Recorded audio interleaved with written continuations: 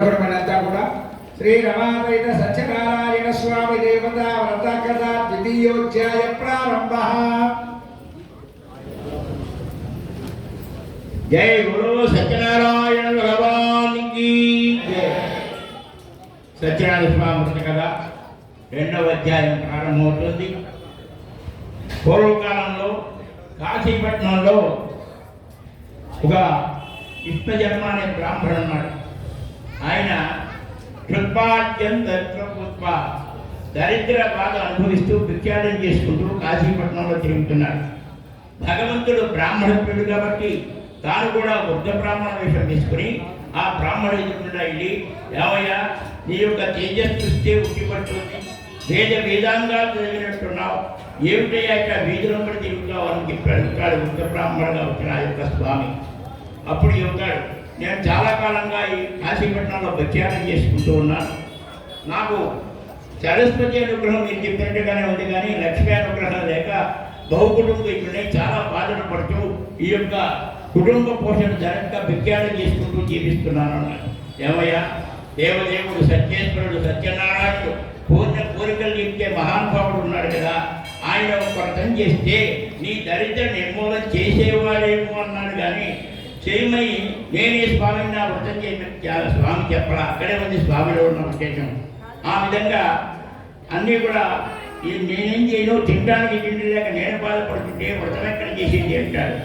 సరేలేవయ్యా, ఏదో మనసు ఉంటే మార్గం ఉంటుంది కాబట్టి తప్పనిసరిగా వ్రతం చేసుకుందని కావాల్సిన విధానం మొదటి అధ్యాయంలో చెప్పినట్టుగా ఇందాక ఆ విధంగా ఏమేమి కావాలో వ్రతానికి అన్నీ కూడా పరికరాలు చెప్పబడింది మొదటి అధ్యాయంలో. ఈ రెండవ అధ్యాయంలో ఈ విధంగా ఆ బ్రాహ్మణికి చెప్పేసి కావలసినవని చెప్పి అక్కడ అంతర్ధానం ఉంటాడు. దైవం మానుష రూపేణ, ఏ మనిషి రూపంలో దైవం ఎప్పుడు వస్తాడో తెలియదు. ఆ విధంగా వచ్చి చెప్తూ ఉంటాడు. ఈయన కడు మూసుకొని వింటూ ఉంటాడు. కడు చేసేసరికి అంతర్ధానం అయిపోతాడు. చాలా ఆశ్చర్యపోతాడు. భగవంతుడి వచ్చి చెప్పాడు కాబట్టి ఇది తప్పనిసరిగా దైవ ప్రేరేపణ, వ్రతం చేసి తీరాలని చెప్పి సంకల్పంతో మనసులో అనుకున్నాడు. వెళ్ళాడు, ఇంటికి వెళ్ళి చూసుకున్నాడు. పంచాంగం చూస్తే ఏకాదశి ఇట్లాగే పౌర్ణమో ఏదో శుభదినం ఒక 2 రోజులు మాత్రమే ఉంది. ఆలోచించాడు, చాలా బాధపడ్డాడు. ఇచ్చాడు స్వామికి మాట, చెయ్యాలి వ్రతం, చేసేందుకు ద్రవ్యం లేదు, ఏం చెయ్యాలా అని చెప్పేసి బాధపడుతూ ఆ విధంగా చాలా బాధపడుతున్నాడు. 2 రోజులు కూడా చాలా విచారగ్రస్తంగా ఏదో తిరుగుతున్నాడు, ఎందుకో వెళ్తున్నాడు, ఎందుకో తిరుగుతాడు, అలాగే మతిభ్రమణంగా తిరుగుతున్నాడు. సరే, ఒక రాత్రి వేళ రాని వచ్చింది శివదినం. తెల్లవాళ్ళు కూడా హరినామస్మరణ చేశాడు.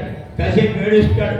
వ్రతం చేస్తూ ఏడుపుది కంటే చేతిలో చెల్లిగవ్వలేదు. తెల్లారితే స్వామికి మాటించాడు, వ్రతం చేయాలి. ఆలోచించాడు, లేచాడు, కాలకృత్యాలు నిర్వర్తించుకున్నాడు. సంధ్యావంతన అనుష్ఠానాలు నెరవేర్చుకొని, దేవదేవ సత్యనారాయణ ప్రభు నీ యొక్క అనుగ్రహం కోరి ఈ రోజున ఎంతైతే ద్రవ్యం వస్తుందో ఆ ద్రవ్యాన్ని ఇచ్చి వ్రతం చేస్తానని చెప్పి సంకల్పం చేసుకున్నవాడై గ్రామంలోకి బయలుదేరాడు. భిక్షాటం చేస్తూ మా గృహంలో ఈరోజు సత్యనారాయణ స్వాగతం చేసుకున్నాం కాబట్టి నీకు తోచిన సద్భావన సమర్పించబట్టి ప్రతిరోజు కూడా ఈ బ్రాహ్మణుని చూసి తిట్టుకునేవాడు. ఆ పని పాటేది వస్తాడు పోతాడని తిట్టుకుంటూ భిక్షపెట్టే వల్ల ఏనాడు ఆయన ఎంతో ధైర్యం భిక్ష. ఆ రోజు స్వామి అనుగ్రహం కలిగింది కాబట్టి అందరూ కూడా ఆదరించి పోలే చాలా కాలంగా మన గ్రామంలో భిక్షాటం చేసుకున్నాడు. సద్భావం కలిగింది కావాలని చెప్పేసి అంతా కూడా బియ్యాల రూపంగా పప్పులు ఉప్పుడు స్వయం పాకాలన్నీ కూడా సమర్పించారట. చూశాడు, చాలా ఆశ్చర్యపోయాడు. ప్రతిరోజు తాను ఆ గ్రామంలో భిక్షాటం చేస్తే ఒక చేసేది బియ్యం 100 రూపాయలు వచ్చేది. అటువంటిది కొన్ని వేల రూపాయలు వచ్చినాయి.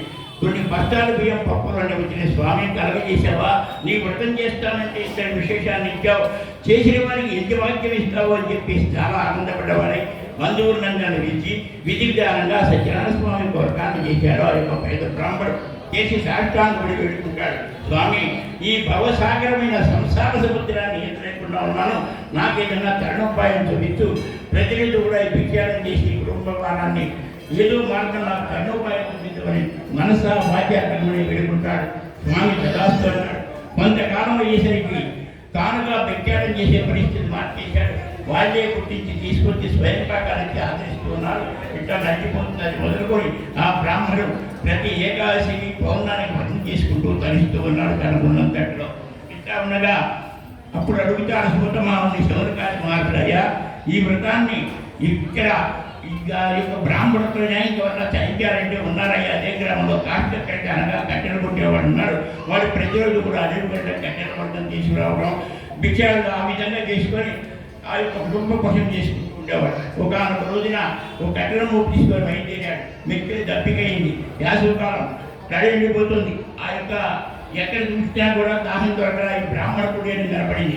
పక్కన పెట్టాడు, వెళ్ళాడు, కూర్చున్నాడు, అయ్యే పడుకున్నాడు, తీర్థప్రసాదాలు తీసుకుని ఏమిటయ్యా బ్రాహ్మణ ఈ మధ్య నాకు కనపడలేదు, ఏమిటి నీకు వ్రతం చేసే శక్తి ఎక్కడి నుంచి వచ్చిందంటే అప్పుడు చెబుతాడు బ్రాహ్మణుడు. సత్యనారాయణ స్వామి తన అనుగ్రహం చేత నేను యొక్క వ్రతం చేసి చరించానయ్యా, చాలా విశేషమైంది అన్నాడు.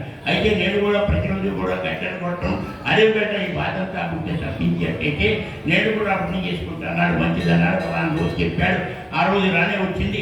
తెల్లవారుదాము తెచ్చాడు, స్నానం చేశాడు, గొడ్డల విధానం పెట్టుకొని అడవికి వెళ్ళాడు, కట్టెలు కొట్టాడు. ప్రతిరోజు తన కుటుంబానికి ఒక మోపు తీసుకెళ్ళాడు. అనేవాడు ఆ రోజున వ్రతం చేయాలి కాబట్టి ఒక కావిడి వేసుకొని దాని కుటుంబం నిధులకు వెళ్ళి మొయ్యలేక చెమట తొక్కుంటూ వెళ్ళాడు. చూడండి, భగవంతుడు భక్తప్రియుడు కానీ ధనప్రియుడు కాదు.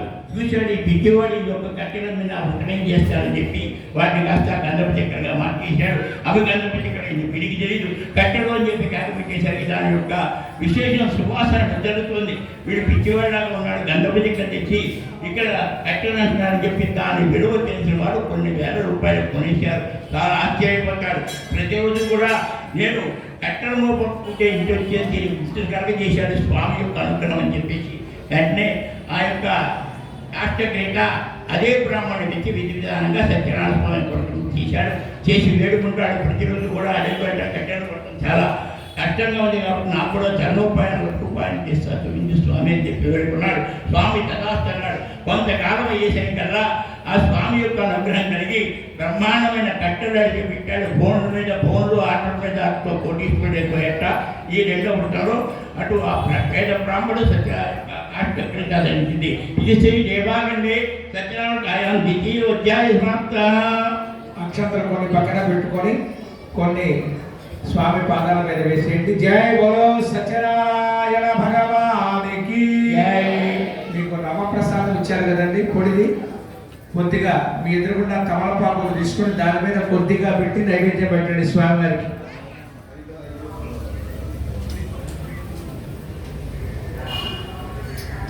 రవ ప్రసాదం, పొడి రవ ప్రసాదం అది తమలపాకులో కొద్దిగా పెట్టి స్వామివారి ముందు పెట్టి తింటదండి. ఓద్భవస్వరేణ్యం వర్గో దేవస్య ధీమహి ధియో యో న ప్రచోదయాత్. శ్రీ రమాపైత సత్యనారాయణ స్వామి దేవత రవ ప్రసాద నివేదనం సమర్పయామి. ఓం కర్పూర మంగళ నీరాజనం. ఇక స్వామి వారికి హారతిస్తూ ఉన్నారు.